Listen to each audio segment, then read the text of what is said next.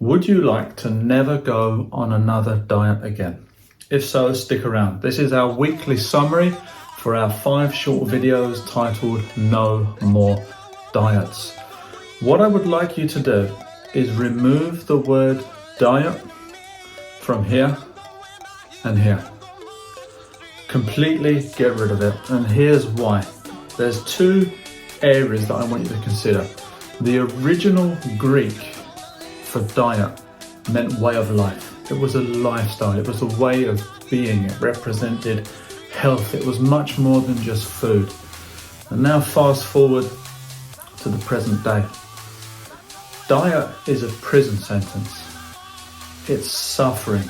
It's almost asking for forgiveness because we've been bad. It's crawling on your hands and knees with restrictions and pain and rules. And if you think about it, we all know how delicious food is. And yet something that important to our existence, to our functioning, to our being, is sacrificed and sabotaged. What I would like you to do, and this honestly, if you just watch one bit, make it the first 2 minutes and you can probably discard the rest. Change diet. When anyone says, how's your diet going? Are you on a diet?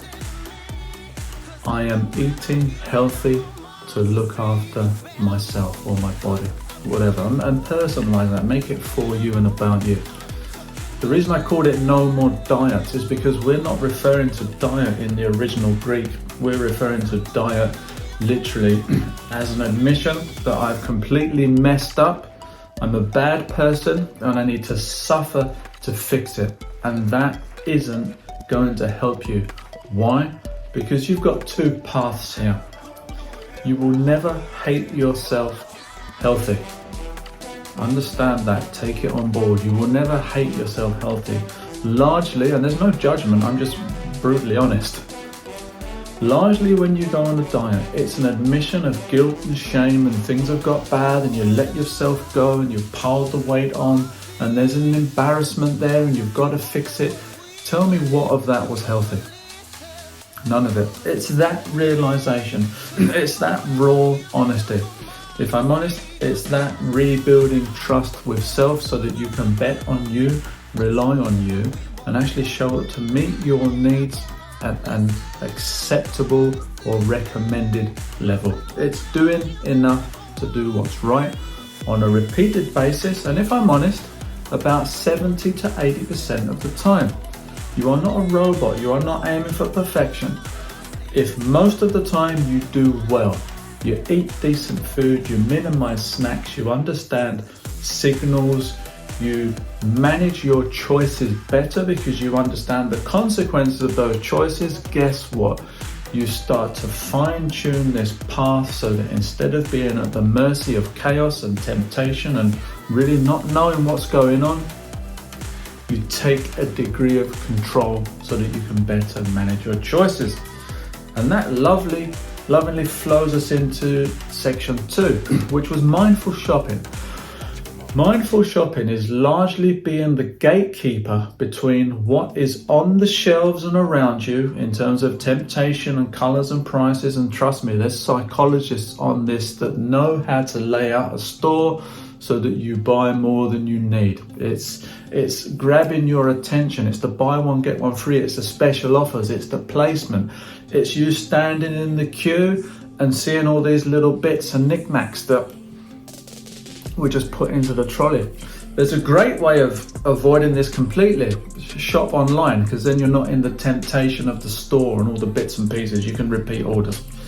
If you do need to go into the shop, a random thing, a PlayStation controller, what you are actually doing here is you are acting as the gatekeeper between the thing you pick up and the extent to which that goes in the trolley. And here's why. It's very simple. If it isn't in your house, you can't eat it.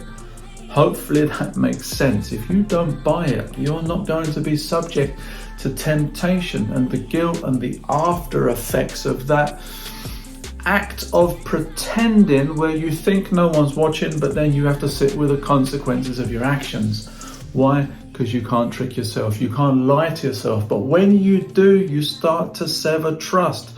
And the biggest part of this is that we do not trust ourselves, which is why so many people begin diets and they nosedive. Because as I said, you will never hate yourself, healthy or happy. With the mindful shopping, you don't need to be a robot. Yes, you can have treats and snacks, but here's the thing. If 70 to 80% of the time you're doing good, and those little bits and pieces where you may go out and enjoy a wonderful family meal or a buffet or a carvery or order a takeaway with friends, there's nothing wrong with that. Unless the rest of the week is a train wreck. So here's the thing, when most of the time you're doing good, those small incidents do nothing. When most of it is pretty messed up, those simply add to the suffering. So we're after a 70% compliancy, and I would say 80% for people that are in a pretty bad place. And that then dwindles down to 70% so that you can still have fun and enjoy life. And remember at the beginning, diet is lifestyle, it's enjoyment, it's engagement, it's a part of our existence. Food. Think of how many times you eat on a daily basis and how many thousands of types of food and tastes are out there, and how many different restaurants you can go to with friends and experiences you can have, and abroad and different cultures and cuisine and all of these things. To really restrict and limit that is to remove a huge amount of the enjoyment of life, and that's why most people literally collapse 2 to 3 weeks after their resolutions. You are restraining something which is so essential to life. The third one, we looked at burning the wagon. Now I want you to be honest here, and I want you to put your hand up if you have ever said, I fell off the wagon. No judgment, no shame. We are here for progress, and progress comes from honesty. And honesty is largely about acceptance and responsibility. Huh? Yep, you got me, I do that. And here's the thing, when you admit that you do it, you are then empowered to change it. Let's dig. I'm a behavioral explorer, and language is a huge part of what I do as a coach. I fell off the wagon is a throwaway remark that denies responsibility here and throws it out into the world. I fell off the wagon is, it wasn't me. Not my fault. I can't do anything about it. When you deny your power to change things, you empower outside, and it's a power game. When you empower outside, you disempower self. I didn't pick that up, someone made me do it. Does that make sense? That is what you're doing. It's the equivalent of the kid saying the dinosaur ate my homework, miss. That's why I couldn't bring it in. I want you to burn that wagon the same way that I want you to remove diet from here and here so that you never say it again. You eat healthy to look after your body. Done. Diet, boom. It's a 4-letter word. It's gone.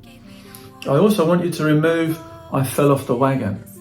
And then through taking ownership of your choices and being okay with the consequences of those choices, guess what? You can change. Because when you throw it out there, it wasn't me, and therefore you are disempowered. And it doesn't even go anywhere. It's just out, it's out the window. I don't care where it lands. It wasn't me. It's not my fault. Don't blame me. Don't come after me. I simply fell off the wagon. I can't manage this. Reel it back in and own it.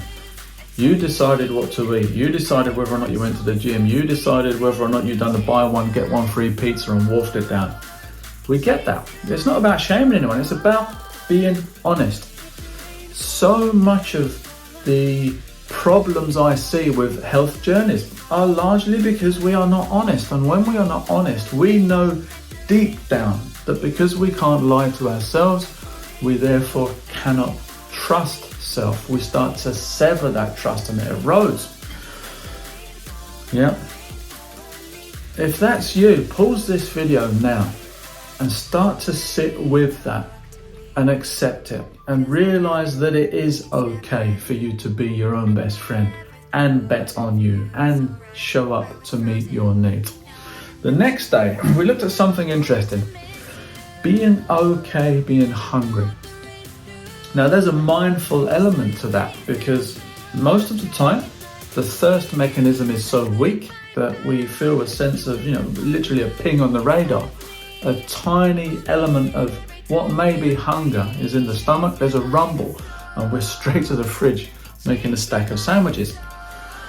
As a mindfulness exercise, you can sit with that minor discomfort and realize that it doesn't own you. It's not a call to action, because quite often the excess calories come from thinking you are hungry when you're thirsty, whereas for most people, most of the time, that bell curve of about 85%, for most of the people, most of the time, when there's a pang of something, a glass of water will do the job.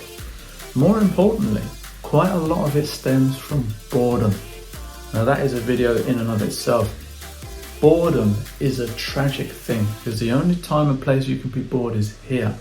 So we are actually labeling the ability to be present and sit with self as a place we don't want to be, boredom, so we do something else to escape it. Largely escaping ourselves, how we feel, what we think, and missing out on the ability to change. Now I saved the big one till last. Day 5 was reframing your brain to see the wins. Let me give you an example.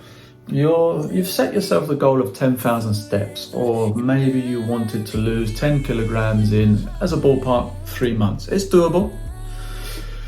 You maybe only got to 8,000 steps and you maybe lost 7 or 8 kilos. So out of that 100%, we got a huge chunk of it. We achieved 70 to 80% of our goals. Your brain has an incredibly strong negativity bias. When all is well, it is scanning your environment and looking for threats and problems and preparing for issues. Now, thankfully, we don't coexist with saber-toothed tigers anymore. We did, a terrifying thought. But what we do have is a brain that is still looking out for us on a regular basis. So what it will do is it will see the thing. You've got 2 areas here. You've got that which I did and you've got that which I didn't do. That which I did is 400% bigger than that which I didn't do. Here's success, here's what didn't work. Here's achievement, here's what I didn't achieve. Here's confirmation that my actions were successful. Here's confirmations that it didn't quite go to plan. What do you think the brain focuses on by default? Bang. The bit that you didn't get, the bit that went wrong, the bit that confirms you're a failure. Should you stay with that for long enough, not only will that be the truth, but all of this that you did achieve will be completely thrown away because the end result was fail instead of pass. Here's the thing, if your previous steps were 2,000 to 3,000 and you set 10 and got 8, that is an incredible win. Focus on the win rather than what you didn't get. And there's some secret sauce here. What you did achieve is actually proof that your skill set and tools and actions rewarded you with almost all of that gift that you set yourself out to achieve. You've got a track record of success. You've got proof that your actions led to things that you wanted. This will come in time. It may be that 3 months was a little bit under par and it's going to take you 4 or 5. Now here's the thing, you've got time. When you can train your brain to look at what you did get rather than what you didn't get, you will find yourself traveling a very different path. And just to wrap up, most people's resolutions collapse because they've gone to the gym, and they missed a session or 2. I've failed, that's it, and they quit. They start having breakfast, which they maybe haven't had for years. They have a tea or a coffee and they're straight out the door off to work. I had breakfast, I had lunch, my calories are in a good place, Go out at the weekend, bang, it all falls to pieces. I quit. Can you see the problem there? You are looking at this from the perspective of any error or deviation is instant failure. Now, let's zoom out here and see the bigger picture. You would never learn to walk if you took that model.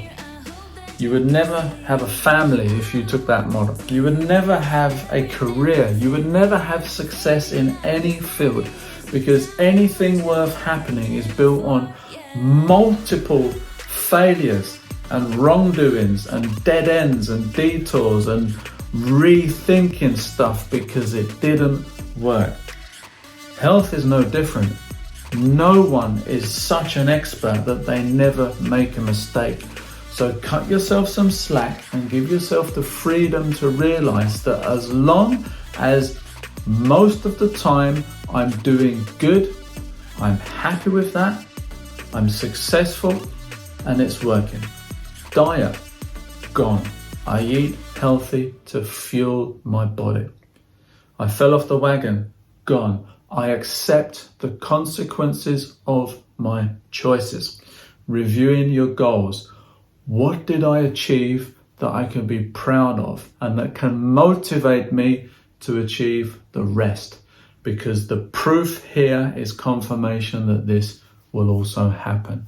No more diets. I hope that helps you.